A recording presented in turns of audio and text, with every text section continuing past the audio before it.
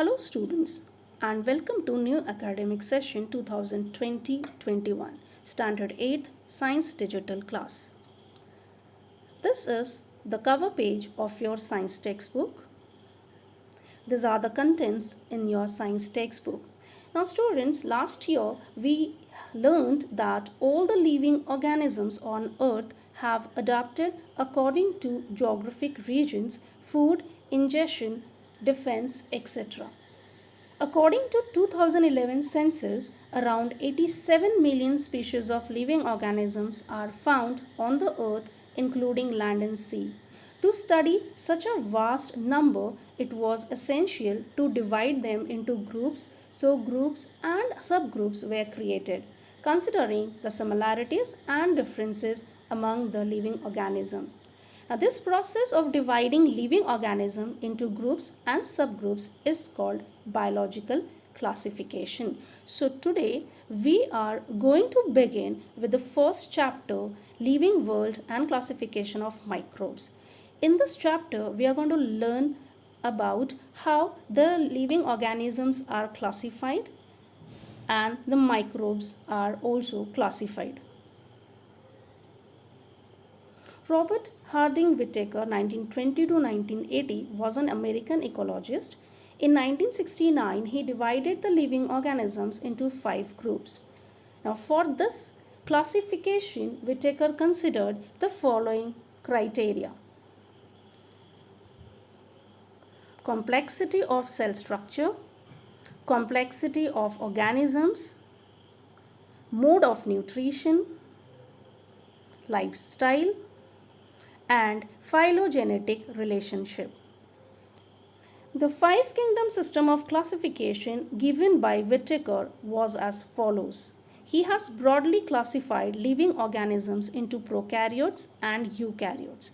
Prokaryotes are all unicellular organisms and they were kept in kingdom Monera. Eukaryotes were classified as unicellular and multicellular.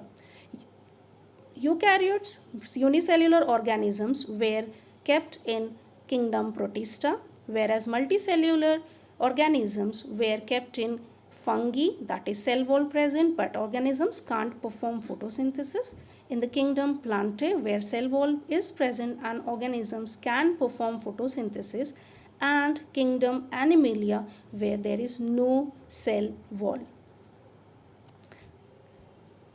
Now we will learn about kingdom Monera and its characteristics. All the organisms are unicellular. They may be autotrophic or heterotrophic. These are prokaryotic cells without distinct nucleus or cell organelles. The image of kingdom Monera organisms are given on page number 2, diagram number 1.2. Next, we will see kingdom Protista. Characteristics: Protista are single-celled organism with well-defined nucleus enclosed in a nuclear membrane. They have pseudopodia or hair-like cilia or web-like flagella for locomotion. Autotrophs example Euglena volvox contain chloroplast. Heterotrophs example amoeba paramecium. Let's see kingdom fungi. Characteristics: these are non-green eukaryotic heterotrophic organisms. Most of them are saprotrophs. They feed upon decaying organic matter. Their cell wall is made up of tough and complex sugar called chitin. Some fungi are thread-like and many nuclei are present in the cytoplasm. Examples: baker's yeast, aspergillus, fungus on corn, penicillium, mushrooms. Now let's see the classification of microbes. Now students, we know what are microorganisms. Microorganisms are the organisms which cannot be seen with our naked eyes. It needs microscope to see them. Now these are very small in size, so we use very small units to measure its size, like micrometer and nanometer. Now 1 meter equals to 10 raised to power 6 micrometer, 1 meter equals to 10 raised to power 9 nanometer. Now microorganisms are classified as prokaryotes and eukaryotes. Bacteria comes in prokaryotes, whereas protista, fungi and algae are all eukaryotes. Let's learn about bacteria. Size 1 micrometer to 10 micrometer. Unicellular, independent, parasitic organisms. Sometimes many bacteria together form colonies. Bacterial cell is prokaryotic with cell wall, but distinct nucleus or cell organelles are absent. They reproduce by simple binary fission. In favorable conditions, bacteria grow vigorously and can double their number in 20 minutes. Now you can see the pictures of bacteria on page number 3, figure number 1.7. Let's see protozoa. Size approximately 200 micrometer. Protozoa are found in soil, fresh water and seawater. Some are found in the body of other organisms and are pathogenic. These are unicellular organisms with eukaryotic cell. There is great variation in cell structure, organs of locomotion and modes of nutrition among protozoa. These organisms reproduce by simple cell division. Example, amoeba paramecium, ant amoeba, histolytica. This protozoa causes amoebiasis disease. Plasmodium vivax causes malaria. Euglena is an autotrophic protozoa. Now let's see fungi.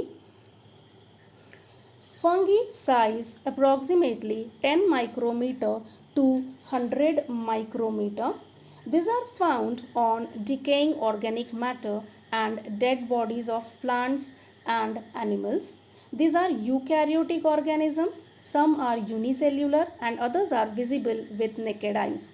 Saprotrophic, that is, they absorb their food from decaying organic matter. They reproduce sexually and asexually by cell division or by budding. Example, baker's yeast, candida, mushroom, etc. Let's see algae. Size approximately 10 micrometer to 100 micrometer. They are aquatic, eukaryotic, unicellular, autotrophic organism. Photosynthesis is carried out with the help of chloroplast present in the cell. Example, chlorella. Now let's see about virus. Generally, the size of viruses is 10 nanometer to 100 nanometer.